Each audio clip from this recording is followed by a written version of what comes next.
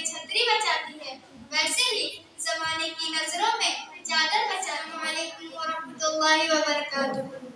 क्या आप इसे जानते हैं? ये दुपट्टा है। ये जो दुपट्टा है, कभी सोचा है ये सिर्फ कपड़ा ही नहीं बल्कि मेरी पहचान है, मेरी इज्जत है, मेरी हिफाजत है।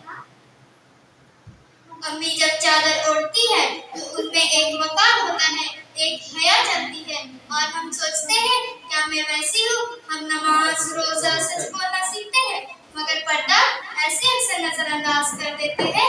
हालांकि कुरान में साफ लिखा है कि ए नबी, ईमान वाली औरतों से कह दो कि अपनी निगाहें नीचे रखे और अपनी सीनत को छुपाए। चादर हमारी ढाल है, जैसे बारिश में छतरी बचाती है वैसे ही जमाने की नजरों में चादर बचाती है। मुझे अच्छा लगता है जब लोग कहते हैं ये तो पर्दा वाली बच्ची है, क्योंकि मैं जानती हूँ ये फख्र की बात है, शर्मिंदगी की नहीं।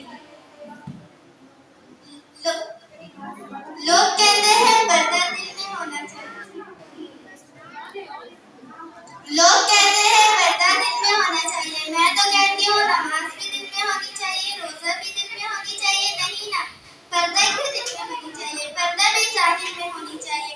क्या हज़रत फातिमा को नहीं मालूम था कि वो हुजूर सल्लल्लाहु अलैहि वसल्लम की बेटी है? फिर भी वो हया और पर्दे का क्या करती? हम क्यों शर्माते हैं दुपट्टा लेने में? कैसी शर्म पे तो इज्जत कम, हया का ईमान का ताज है।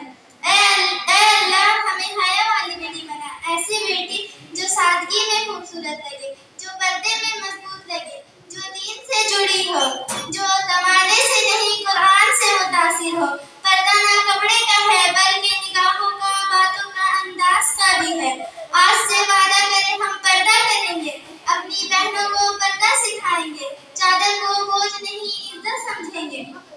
जाहिर की चमक एक दिन मिट जाती है, जाहिर की चमक एक दिन मिट जाती है,